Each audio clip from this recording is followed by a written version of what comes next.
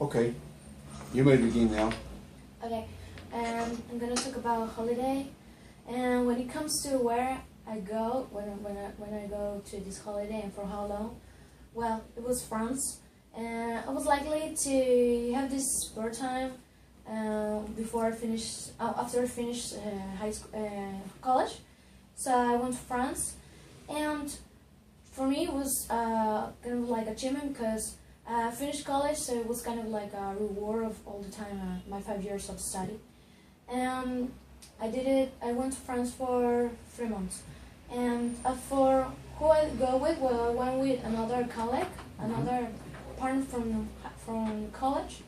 And because it fosters us a sense of fulfillment because we both finished school, so we wanted to be in France for that period, and also in other parts of Europe too, because there was a long time to stay just in one place since there are other countries around.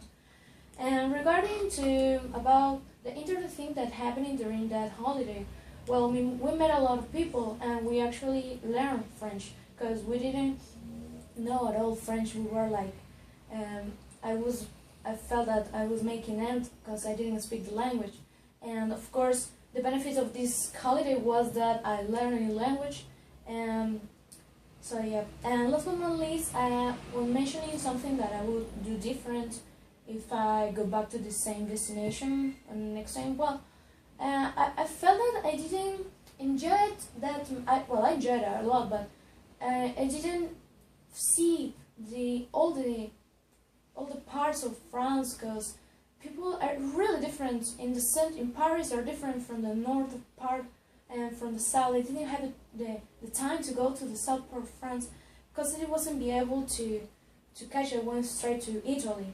So at the end, this holiday delivered because it made me realize how lucky I was, and of course I tried to give the best of it.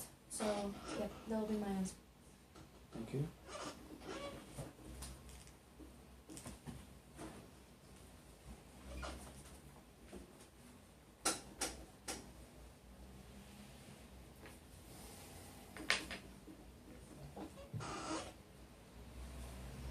What do Peruvian people do mostly in their leisure time? Well, we can see that most people in here in Peru, they like to my knowledge, they like to stay with their friends or visiting relatives, but most of it with their friends, because you can see on the weekend a lot of people in Barranca, for example. And to illustrate, I can point out that Peruvian people are really unwind, so they like to relax and try to spend their leisure time after work. And since sometimes people work to Monday to Sunday, to Saturday, so they have just one day to try to do their spare time. So yeah. Okay.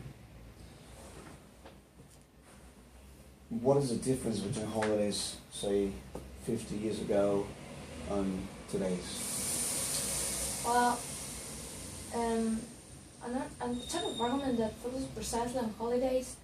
I can say that they've changed because now it's easier to fly, it's easier to take planes, and it's actually cheaper. I guess 15 years ago it was more expensive, and only the wealthy probably could go and have a good holiday. But now everybody can actually do it.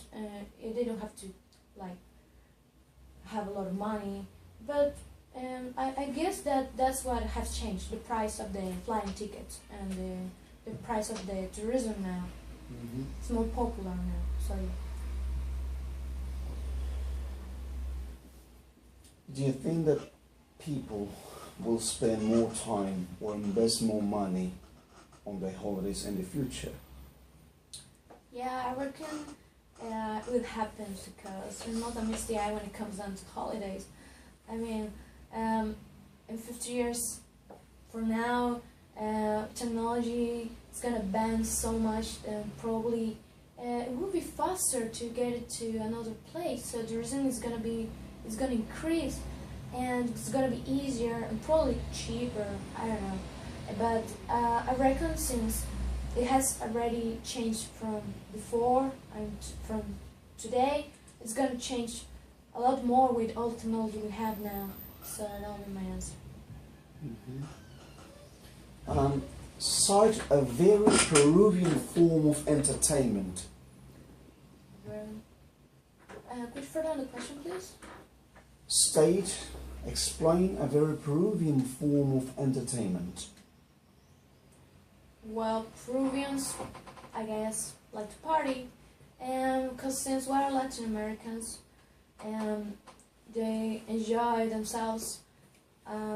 They go party on the weekend, but had it not been for this leisure time they have, it wouldn't be a day that they would actually enjoy, because Peruvians are also very hard workers, and that's why when they do have one day of a week to have their spare time, they actually really like do it. You know, they spend with their family, they go party, they meet their friends or anything, and that's why Peruvians might as well know that that's the only time they will have to actually unwind. So yeah. Okay. Why do you think youngsters are more likely to be adaptable to a different country and culture than adults? Well, I reckon because youngsters are more dependent to their families. So if the family goes overseas, they go to another country, they won't feel like they have to get the money to study, they have to get the money to pay the house, the rent. The pressure is not on the children, the pressure is on the parents, because the more younger you are, the less you're gonna realize how much effort it takes to go overseas. And on the other hand, the adults have all this pressure because probably they do not speak very well the language and they have to get the money. And children don't, they just get used to, and they actually just fast learners and get used to really quickly. So that wraps it up. What would you say are the worst disadvantages or the main struggle for people to adapt to a different culture, country, etc.? Yeah, the culture shock. I believe it's the culture shock. Experienced it myself, and it is ridiculously different. I mean, we are human beings. We have the same blood, we have the same body, but the culture is different. And even though you feel like, I don't know, people from Chile or people from Brazil, it's gonna be the same because we're from Latin America, we're different. So I believe that people may well adapt quicker, but sometimes when you are much older, probably you get this more, and they will make a more deep impact on you. So I'd rather say that the younger you are, the more that you're gonna be adaptable. Adults are more, probably they get more stress about the things, and probably they will compare.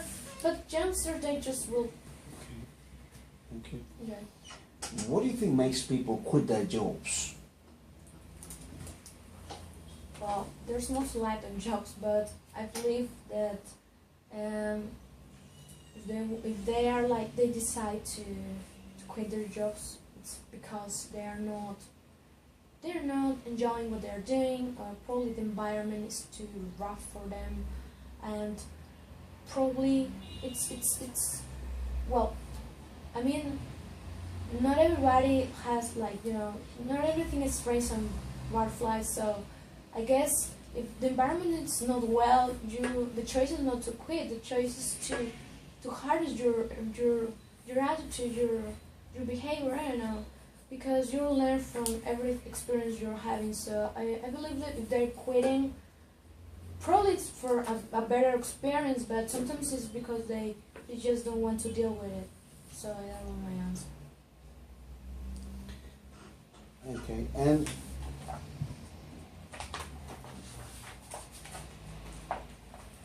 why are some countries more successful than others in events such as the Olympics, for example?